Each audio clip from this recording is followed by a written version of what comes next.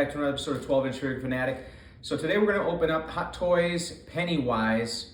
Technically it's the Pennywise from Chapter 2, not Chapter 1, although I don't know what the major difference is between the two.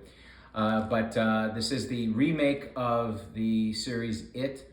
Some of you might have been alive long enough for that series back in the, I think it was the late 80s, early 90s. It was a great series. Anyways, they redid it, and you know, people have some complaints about the new version versus the old version, but I like both of them. Anyways, this figure has been much talked about since its release, and there's been pretty much consistent comments about the quality of it and everything it comes with. So let's get this thing open and see what we got.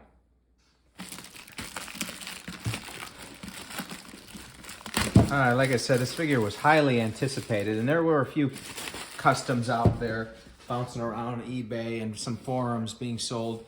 But this is the first mass-produced, officially licensed Come and Play. Oh, wow. So it's a heavy box. There's a lot going on here. Now, I know that it comes with a pretty detailed and large base to display it on, so maybe that's a lot of the weight, and I don't know what it's made of, so that could explain it.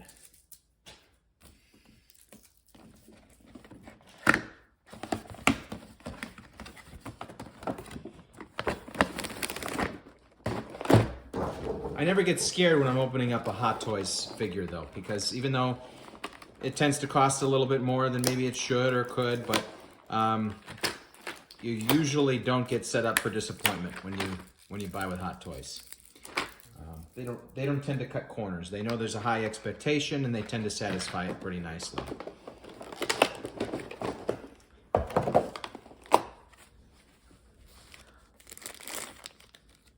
Pretty good figure.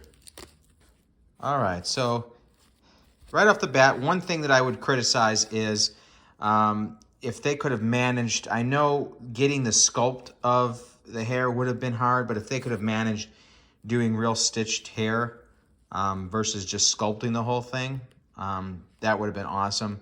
But I understand that would have had a lot more effort and possibly a lot more money to the figure. Also, the outfit isn't as weathered as it should be. It's not weathered at all, as a matter of fact. And if you watch the film, it's obviously kind of tattered and dirty everywhere. So that's another criticism I would have. But the detail itself is very nice. They got the little bushy thing here. The sculpt on the shoe is nice. Never worried about the posability of a Hot Toys figure, because that's always one of the best features is the, not only can you pose them as you wish, but it stays put. So yeah, the head sculpt itself is just, it's pretty flawless.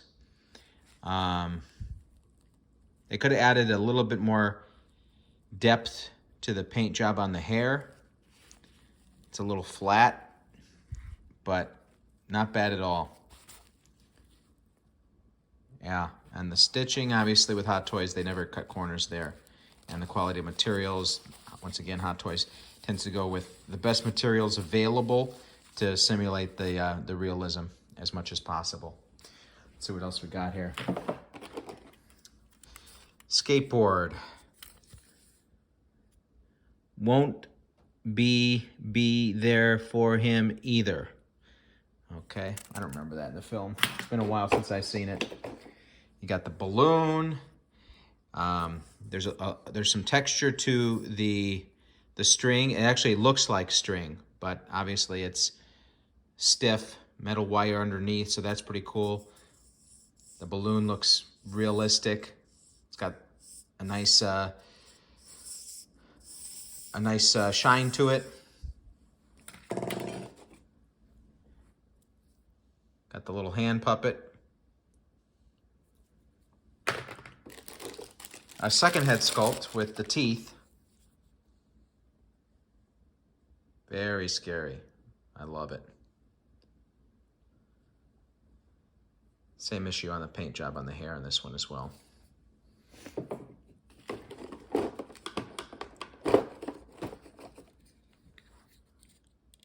Little jack in the box. Let's see. Open that up, and I guess this goes right in there. Like so. Pretty cool.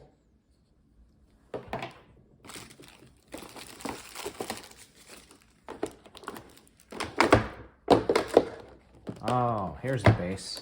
Okay. Let's see.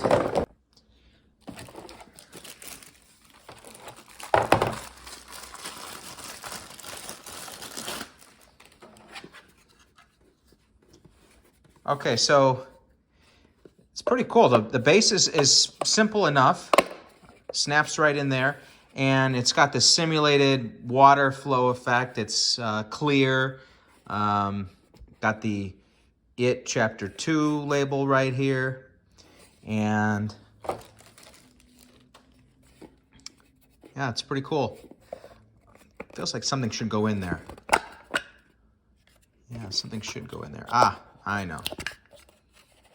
Okay. So I imagine it's like this, right? Yeah, that makes sense. Oh, look at that. Isn't that spooky? That is awesome. Now, one thing you got to keep in mind, though, is if you're using this as a base for the figure, you've got the figure up here, and then what? You just have a second head down here? Like, it just doesn't make sense. You have twins, essentially, on display. So it would make more sense to do one or the other. Either you have it just like this, or you have the figure on top. Yeah, I don't know how I would do it, but having them both there doesn't make too much sense. And then you got some extra hands. And you got this arm. Gruesome. And then you got the little boat. Obviously, it would make sense to put the little boat up here. Right? Something like that. Anyways, let's put this on display and give my final thoughts. All right, here it is, folks. Really looks cool with the balloon in its hand. I also took the two monster hands that it comes with, and I put them in there next to the head sculpt, and it looks really cool in there. But like I said, when you have the figure on display, it doesn't make sense to have a second one down there. Yeah, but I love the little boat thing. SS George. Okay, so I did some research and looking at some photos from the movie, and the costume isn't as weathered as I thought, but it's still more weathered than obviously this one, because this one's not weathered at all. It could use a little discoloration on the edges of this area here, on the lower part of this area here, and this area here. So if you were so inclined, that's something you could do on your own. But yeah, that's one thing that I have an issue with. Another thing I noticed, so some of you, well, a lot of you use Dettolf shelves to display your figures. That would be an issue with this current setup. The base is much too high. The clearance on a Dettolf shelf is 15 inches. This takes you well above that. So you wouldn't be able to display it like this on a Dettolf shelf. Other than that, really, I'm going to give this figure an 8.9. I love it. It does a lot for me. But there's just like I said, the weathering on the clothes, the detail on the paint on the hair could be a little bit better. If they could have pulled off stitching the hair, that would have been fantastic. I think I saw a custom where that was done.